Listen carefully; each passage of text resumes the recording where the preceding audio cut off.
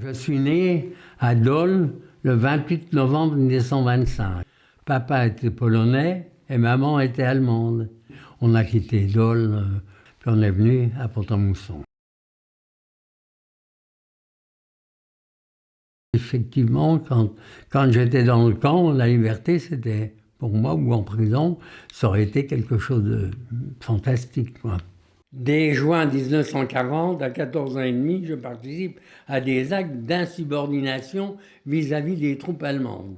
On appelait ça de la résistance, mais pour moi, c'était de l'insubordination. J'ai été contacté par Charles Bigarré, qui m'a demandé si je pouvais lui fournir des renseignements sur la troupe qui existait à Pont-à-Mousson. Et puis de là jusqu'au jour où on s'est regroupés, et puis on entendait parler toujours de Maquis.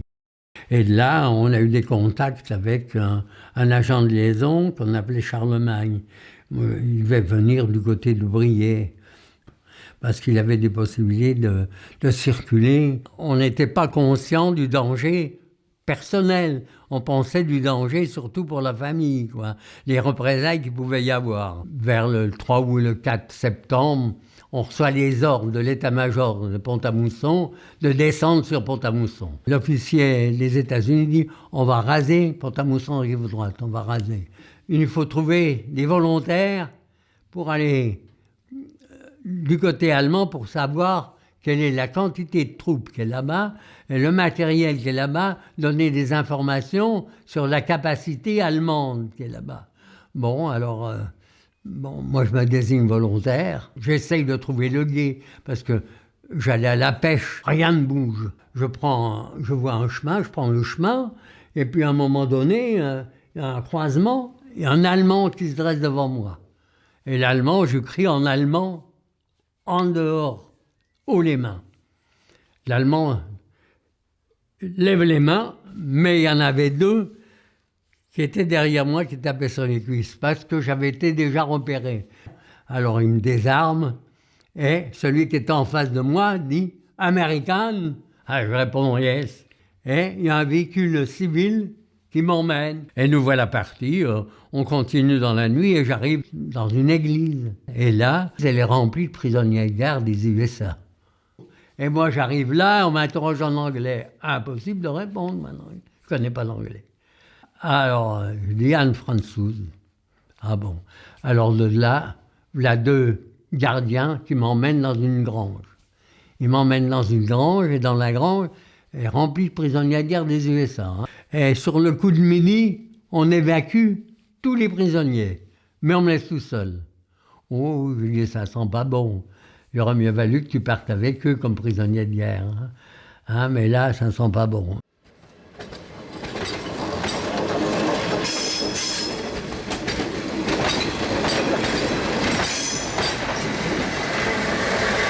Nous sommes en wagon pour partir sur on ne sait où, mais ce qu'il y a, c'est que ça a duré plusieurs jours.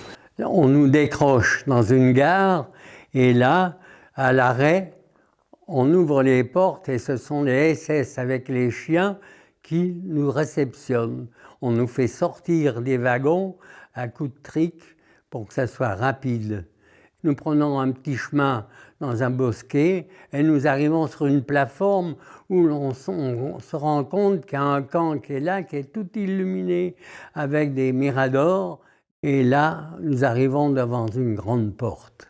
Nous arrivons dans une salle tout éclairée, écarlée en blanc, et c'est une salle de douche. Et là, comme je n'avais pas les cheveux coupés, le SS me prend par les cheveux puis me boxe la figure. Et je dis bien, si j'avais dans mon état normal, je crois que je me sais pas laissé faire, quoi. Il a mieux valu comme ça, parce que là, c'était la mort tout de suite. Hein. Le SS nous fait aligner en rang par 5, et s'amuse à ouvrir les robinets, et eau chaude, eau froide, jusqu'à quand lui en a eu assez. Il a donné l'ordre en allemand, qui a été diffusé par différents interprètes dans les langues des personnes qui étaient là, des détenus qui étaient là, et vous vous couchez là, sur le sol mouillé. Dans la nuit, quand nous étions couchés dans la douche, passant par le soupirail qui était là, à cet endroit qui éclairait cette douche passe un chat, et j'appelle le chat. Et je crois bien que si il avait répondu à mon appel, on l'aurait attrapé, on l'aurait tué et mangé cru. Je dis bien manger cru, tellement nous avions faim, après tout le transport que nous avions fait. Il est là avec un rasoir, vous pouvez monter, et puis vous rase partout, vous avez des poils, on vous les enlève au rasoir. Vous montez sur l'autre tabouret, alors là, il y a un détenu, vous voyez bien que c'est un détenu, avec un morceau, un bâton en bois, un morceau d'étouffe au bout, et puis il trempe ça dans un seau, et il vous badigeonne partout où vous avez été rasé. Et là, il me badigeonne ça autour de la verge. J'ai cru, tellement ça m'avait fait mal, j'ai cru qu'on m'avait châtré. Vous êtes des animaux, hein, vous êtes des stucs même, c'est-à-dire des morceaux.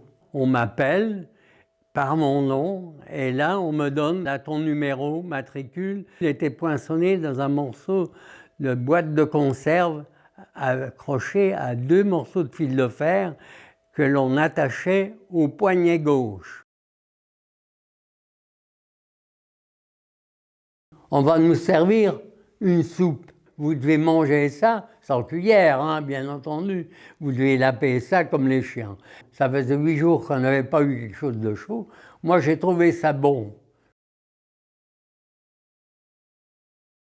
L'absence de nourriture, et puis ce qu'il y a, c'est que le réflexe n'était plus bon non plus. Hein. C'est que mes intestins commencent à grouiller, et puis je commence à aller à la selle 3-4 fois. Alors, l'appel du soir était toujours plus long que celui du matin, parce que là, il n'y avait plus aller travailler. Mais avant cet appel, le capot où le chef de bloc nous faisait faire des exercices, c'était aller ramper, la danse du canard, apprendre à se décoiffer devant les SS et puis aussi faire taper le bras le long du pantalon.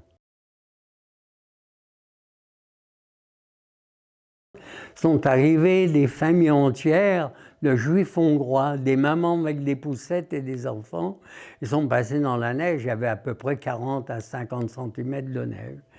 Et voilà, je pense qu'ils n'ont pas dû rester longtemps, on a dû les gazer au fur et à mesure. Dans la nuit, je lui dis « André, tu pèses lourd, repousse-toi de l'autre côté ». Je le pousse de l'autre côté, à un moment donné, il y a un rayon de lune à travers la vitre de la fenêtre, et je regarde André, André a les yeux vitreux, c'est-à-dire qu'André est mort. Et on doit passer toute la nuit avec le mort dans le lit, parce qu'on ne doit les sortir que le matin. On pense surtout à éviter les coups. On ne pense pas à autre chose qu'à éviter les coups. Parce que là, à Gouzen 2, des coups tous les jours, à tous les moments. Je dis bien à tous les moments, à tous les jours. On m'envoyait à la carrière de Gouzen 1. Alors on m'avait prévenu, il dit « Prends pas un pavé trop petit, parce que tu vas recevoir des coups s'il est trop petit. » Je dis « Je m'en fous, parce que des coups, j'en ai tous les jours. Ça ne changera rien. » Alors me voilà parti là-bas, je prends des cailloux, et puis en revenant, je passe au-delà d'une voie ferrée de Causeville, c'est-à-dire des voies étroites, et dedans, sur cette voie étroite, il y a 2 wagonnets. 2 wagonnets qui sont remplis de cadavres. Je dis remplis de cadavres, vous voyez des pieds, des jambes qui pendent des wagons, des wagonnets, des têtes et tout. Et là, ils vont les basculer dans une fosse. Parce que dans la fosse, ils les brûlent à la chaux, parce que le four cramatoire est insuffisant pour les brûler. Voilà. Quand je raconte ça, personne ne croit ce que je dis, parce que personne ne l'a rapporté, ça. Personne ne l'a rapporté. Sauf moi qui suis arrivé au moment où ils déchargeaient les cadavres, là.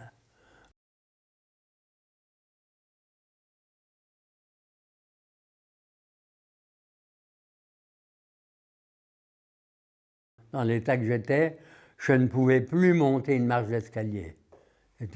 Et là, j'avais eu des envies de faire pendant le trajet, mais là, je ne veux pas montrer mon cul aux 16, ils ne verront rien, je vais essayer de me maintenir. Mais quand je suis arrivé au camp, je suis allé au WC, je me suis vidé. Et quand ils ont vu ça, il y a un Français qui dit, il faut que tu te fasses porter malade. J'ai la dysenterie. Alors là, vous êtes tous tout nus, hein, vous êtes tous tout nus. Il y en a qui sont syphilitiques, il y en a qui sont le typhus, il y en a qui ont les récipelles. Alors le récipelle, c'est le pire de tout.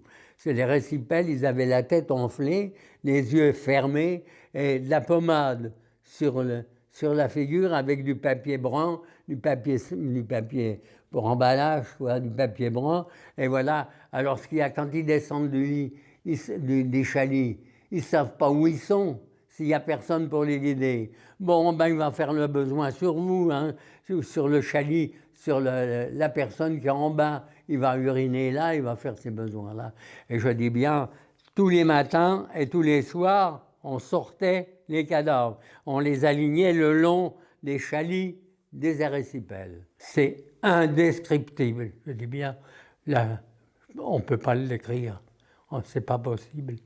C'est tellement que ça choque, vous voyez rien.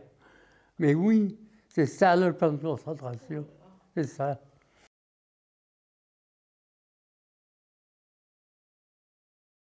Je suis le médecin de Tronde, en Meurthe-et-Moselle, qui a été arrêté le 27 août 1944. Voilà. Et il me pose la question, est-ce que tu veux vivre? Eh ben, je lui dis, tant qu'à faire, oui. Eh bien, voilà les conseils. Il faut que demain matin, tu sois à jeun, mais à jeun, sans boire, sans manger. Va pour un robinet boire de l'eau. Rien du tout, il faut que tu sois à jeun. Ah bon, j'ai dit, bon, ben, je verrai bien si je peux. Alors, il s'en va, mais dans l'après-midi, il y a un détenu qui est de dessous, c'est-à-dire qui allait beaucoup de fois à la selle, qui pose ses deux mains sur le bord du chalet et qui me regarde.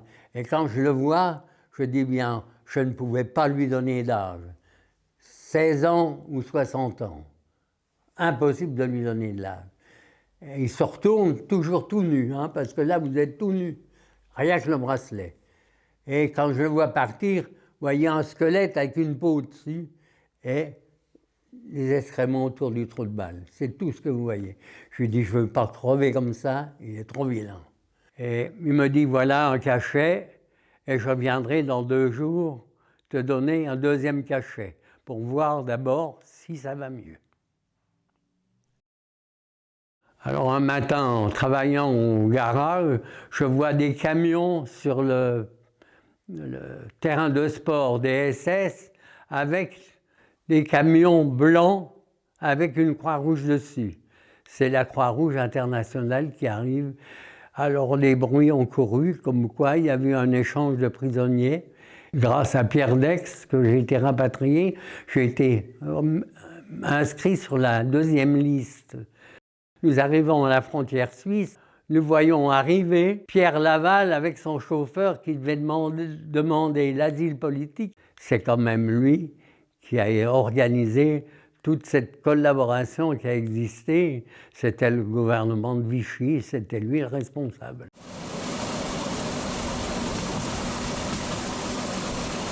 J'arrive à Pont-à-Mousson, là, je sors de la gare. Mon frère lui tape sur l'épaule parce qu'il ne m'a pas reconnu.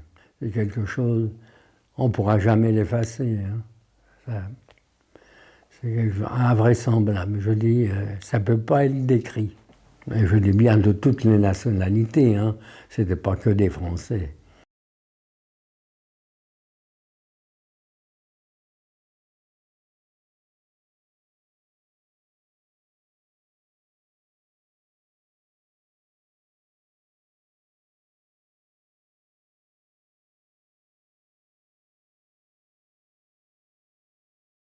Quand j'étais dans le camp, la liberté, c'était, pour moi, ou en prison, ça aurait été quelque chose de fantastique, quoi.